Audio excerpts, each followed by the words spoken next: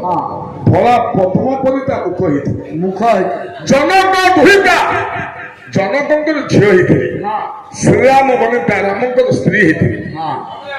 ରାମଙ୍କର ସ୍ତ୍ରୀ ଜନକଙ୍କର ଝିଅ ସୀତାଙ୍କୁ ତୁ ଯଦି ହରଣ କରିବୁ ମରଣ ବାରଣ ନିଶ୍ଚୟ ରାବଣ ଜାଣିଥା।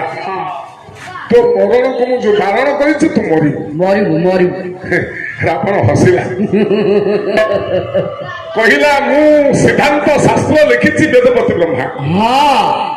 ଆପଣଙ୍କର ବଂଶଧର ମୁଁ ପଣ୍ଡିତ ମୁଁ କେବେ ଭୁଲ କରିବିନି। ରାବଣ ଆସିଲା ଶପଥ କଲା ମୁଁ ସୀତାଙ୍କୁ ହରଣ କରିବିନି। ଭାବିଲା ରାବଣ କାଳେ ମୋର ଉଦ୍ବେଗ ଆସିବ, କ୍ରୋଧ ଆସିବ, ଅହଙ୍କାର ଆସିବ, ମନେ ପଡିଯିବ ସୀତାଙ୍କୁ ଆଣିବା ପାଇଁ। ଗୋଟେ କାମ କରିବି, ଗୋଟାଏ କାମ କଲେ ସୀତାଙ୍କୁ ମୁଁ ହରଣ କେବେ କରିବିନି। ଦେଖନ୍ତୁ ଆଜ୍ଞା ଆମ ସଂସ୍କୃତି ପାଇଁ ରାବଣ କଣ ଶିଖେଇଛନ୍ତି?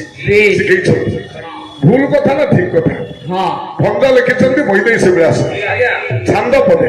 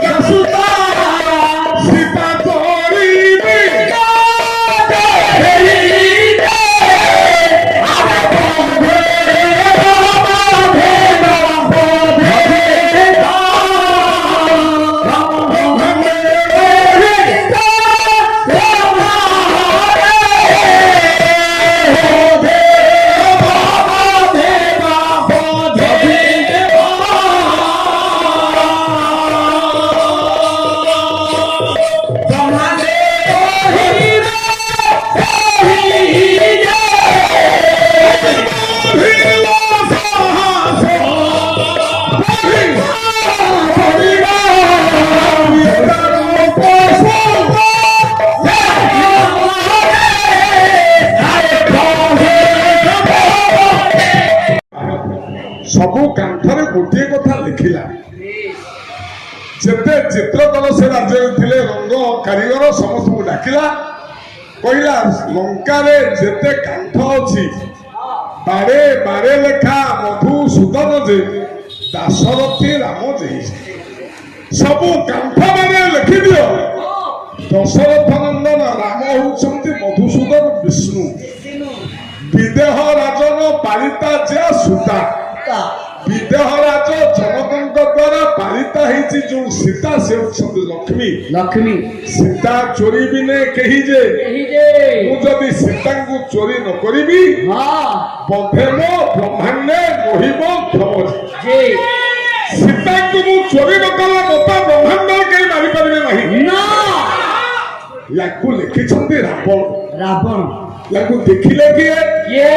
ଦେଖିଲେ ହନୁମାନ ଯେତେବେଳେ ପଢିଲେ ପଚାରିଲେ କିଏ ଲେଖିଛି, କିଏ ସମସ୍ତେ କହିଲେ ଆଜ୍ଞା ରାବଣ ଲେଖିଛନ୍ତି। ହନୁମାନ ବିଚାର କଲେ କିରେ ଏରେ ଜ୍ଞାନୀ, ଏରେ ବିବେକୀ, ଏରେ ପଣ୍ଡିତ ଲେଖିଛି ସୀତା ହରଣ ରାବଣ ମରଣ। ତଥାପି ସେ ତାଙ୍କୁ ଚୋରି କରିଛି।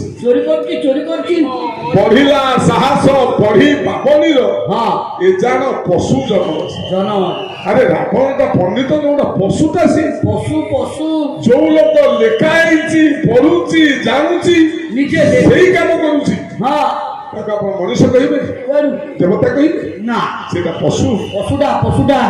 ଆମେ ବାଲା ଆଜ୍ଞା ମଦ ଖାଉ ଖାଲି ଗୁଟୁକା ଟିକେ ବି ଖାଉଛୁ। ଲେଖା ହେଇଛି ଗୁଟୁକା ଖାଇଲେ କ୍ୟାନ୍ସର ହବ। କଣ କରିବା ଆଜ୍ଞା? ପ୍ରକୃତିକ ମଣିଷ ଛାଡୁଛି ଶୀଘ୍ର ମରିବାକୁ ପଡିବ ନା। ଆମେ ଜାଣିକି ବି ଖାଉଛେ। ଇଏ ହଉଛି ରାବଣର କୃତିତ୍ୱ। ରାବଣ ଏ କଥା ଆମକୁ ଶିଖେଇଛି।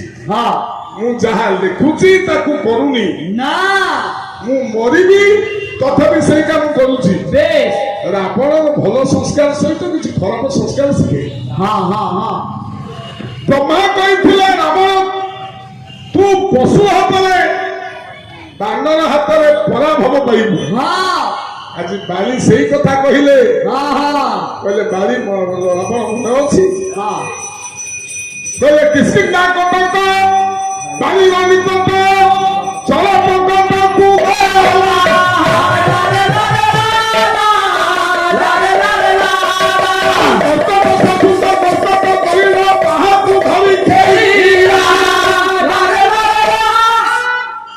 ଗୁଡିକର ମଣ୍ଡଳୀ ଆମେ ଯୋଉ ମର୍ଣ୍ଣିଂ ୱାକ୍ କରୁଛେ ଆଜ୍ଞା ସକାଳେ ଆମେ ଯୋଉ ଯାତ୍ରା କରୁଛେ ବେଶ ଫୁର୍ତ୍ତି ନାହିଁ। ହଁ ହଁ ମେଦ ଛେଦ କୁଶଳ ମେଦ ବୁଦ୍ଧି ହେଇଛି ଛେଦ ହବ। ବେଶ ଆମ ମନରେ ଉତ୍ସାହ ଆସିବ ସେଇଥିପାଇଁ ଆମେ କଣ କରୁଛେ ମର୍ଣ୍ଣିଂ ୱାକ୍ କରୁଛେ। ମର୍ଣ୍ଣିଂ ୱାକ୍ କରୁଛେ ଫୁଲ ଆଣୁଛେ ଆଜ୍ଞା ମର୍ଣ୍ଣିଂ ୱାକ୍ ପ୍ରଥମେ କରୁଥିଲା ବାଲି। ବାଲି ବାଲି ସବୁଦିନ ସକାଳୁ ସେ ଉଠିବ ହଁ 4ଟା ସମୁଦ୍ରକୁ ଭ୍ରମଣ କରିବ। ବେଶ ବଙ୍ଗୋପସାଗରରୁ ଆରବ ସାଗର ହଁ ପ୍ରଶାନ୍ତ ମହାସାଗରରୁ ଭାରତ ମହାସାଗର ବେଶ 4ଟି ସମୁଦ୍ରକୁ ଡେଇଁ ସ୍ନାନ କରିବ। ହଁ ଭାରତ ମହାସାଗର ନଦୀରେ ସ୍ନାନ କରୁଥିଲା ବାଲି। ଗାଧଉଥିଲା ଠିକ ଆଜ୍ଞା ସେତିକି ବେଳେ ରାବଣ ଆସି କିସ୍କିନ୍ଦାରେ ପହଞ୍ଚିଲେ। ହଁ ଡାକିଲେ ମନ୍ତ୍ରୀ କି ବେଶ କହିଲେ ମନ୍ତ୍ରୀ ମହାରାଜାଙ୍କର ଭୟ ଏ ଜୟ ବାଲି ବାଲି ପାଣି ବାଲି ବାଲି ଗାଧଉଛି କହିଲେ ଆପଣ ଏତେ ବାଟ କାହିଁକି ଆସିଲେ ହଁ ଆପଣଙ୍କ ସୀମାରେ ସେ ଅଛନ୍ତି ସିଏ ପାଖରେ କିଏ ଅଛି ଆପଣ ସେଇଠି ଯାଇକି ଭେଟ ହୁଅନ୍ତୁ। ହଁ ବାଲି ସ୍ନାନ କରୁଥିଲେ ହଁ ଭାରତ ମହାସାଗରରେ ପୁଣ୍ୟ ସାଗରରେ। ବେଶ ଭାରତ ମହାସାଗର ଆମ ଭାରତବାସୀଙ୍କର ସମୁଦ୍ର। ହଁ ହିମାଳୟ ସମାରଭ୍ୟ ଯାବତ ସିନ୍ଧୁ ମନୋହରମ ବେଶ ସା ଦେବ ନିର୍ମିତା ଭୂମି ହିନ୍ଦୁସ୍ତାନ ପ୍ରକୃତି। ଆଚ୍ଛା ହିମାଳୟଠୁ ଆରମ୍ଭ କରି ସାଗର ପର୍ଯ୍ୟନ୍ତ ହଁ ହଉଛି ଆମ ଭାରତ ବର୍ଷ। ବେଶ ହେ ଗୁରୁଗଣ ମଣ୍ଡଳୀ ଆଜ୍ଞା ବାଲି ସ୍ନାନ କରୁଛନ୍ତି ପହଞ୍ଚିଗଲା ରାବଣ। ହଁ ଯୁଦ୍ଧ ବିଜ୍ଞା ଗଲା। ବେଶ ଯୁଦ୍ଧଂ ଦେହି ବାଲି ଚାହିଁଲା କହିଲା କିଏ ରାବଣ ତମେ ଜଣେ ବିଜ୍ଞ ଜ୍ଞାନୀ ପଣ୍ଡିତ ବୋଲି ଜାଣିଥିଲି। ହଁ ହଁ କହିଲା ଆରେ ତୋଟା ମୂର୍ଖଟା ତୁ ମୂର୍ଖଟା ମୁଁ ସ୍ନାନ କରୁଛି ମତେ ଯୁଦ୍ଧ ପାଇଁ ଅଭିଯାନ କରୁଛୁ ହଁ ହଁ ଏ କେଡେ ଅବିବେକୀ ତୁ। ମୁଁ ତ ଏଇ ସମୟରେ ଯୁଦ୍ଧ କରେ ଆଉ କହିଲା ହେ ଆରେ ଯୁଦ୍ଧ ଭୂମିର ଯୁଦ୍ଧ ହୁଏ।